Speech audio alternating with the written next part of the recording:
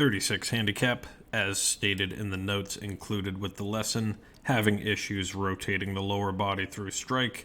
Contact can be fat or thin, and the directional miss would tend to be more of a left to right fade than anything else. So, as we know, in taking a golf lesson, you can't really work on everything at once. So, take each piece of information here. We've got an extended time for this video, so take each piece of info and work on it independently before you move on to the next thing. And it doesn't necessarily have to be in this order. We're just going to go with whatever's at the top of my head. As we draw a path line, let's watch your directional issues first. So the first move you do is begin by rotating your lower and upper body, tilting down okay, but that hand path will work a little too far inside. That will lead to an early tuck of your trail elbow, and again, things get flat to this point. You can have a modified version of this inside swing if you prevent from continuing the loop over the top with that left arm, but let's see what's going to happen. It's in a decent spot here, begins to get more upright, elbow continues to fly away, and there you have passed the parallel line drawn through your proper shoulder tilt. Face and club don't look too bad at that point, maybe slightly open, but since your arm path or arm plane at the top was a little vertical, you're going to try to stand up and bring that club over the top.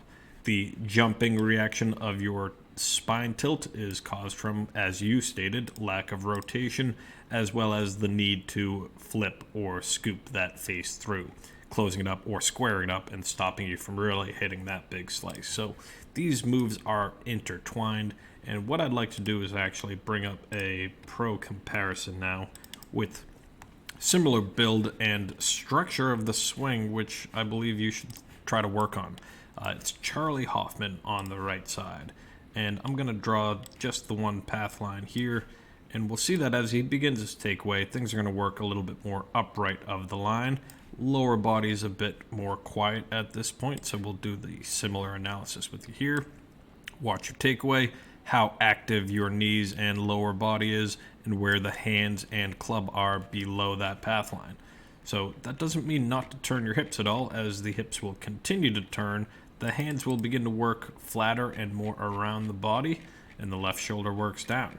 The reason I picked this pro is his ultimate top P4 position is very tucked and tight, meaning the right elbow is tucked into the side of the body, and the arm position is flat or in the slot between that primary shoulder tilt line as well. As you are working your way through your backswing, you get to a position that is similar to this here.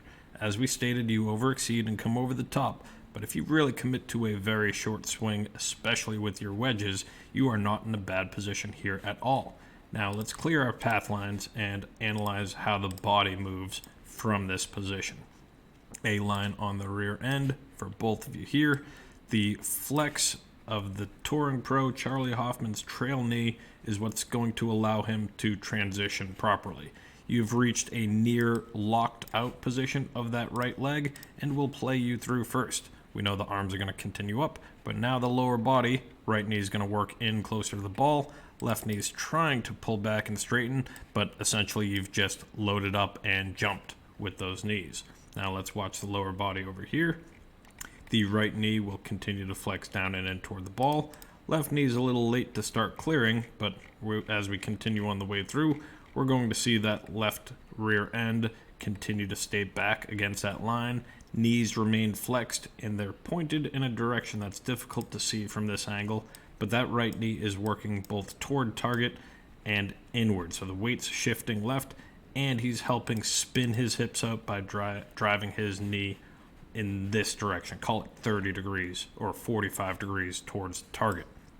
As your right knee moves in, it flexes in and jumps. Nothing gets you going laterally towards target, which would be another factor to improve your contact as well. So I'll hopefully try to clarify this as we burn through one more time. Let's just finish up the release and P8 position of Charley. Very extended of the arms, club still pointed up toward the sky and being almost a cut off type of position for that draw. As you are jumping and trying to hold on to that face, you enter into a very chicken wing bent arm follow through position. which I know not only feels uncomfortable, but has a ton of variability in what your hands and wrists will be doing through the impact area. So let's clear out Charley. We're done with him for now. Give you the areas to start working on here. So back to setup. Look to maybe reduce the knee flex a little bit from your starting position just so you can quiet the lower body a bit more. For now, I would keep the takeaway as it is inside because you can get to an effective top of the backswing position, but the old towel drill or something under your right armpit to keep that elbow connected would be an effective way to stop you from lifting those hands up too high at the top of the backswing. That's your directional issue, that little path change there. The contact issue, as we know, is what you're doing with your lower body. Instead of trying to flex the knees and jump, try to start pushing more laterally off that back foot to drive the knee towards target as well. Or think about your right knee trying to touch that left knee as you try to rotate your body more through strike. It's a rather involved move. There's a few other drills on early extension as well, but I would begin by just trying to get your path to come down a little bit more inside more consistently.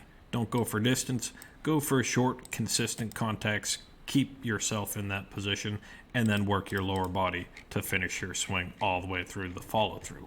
Good luck with those changes. Happy to follow up with any questions. Sendaswing.com for your golf swing analysis.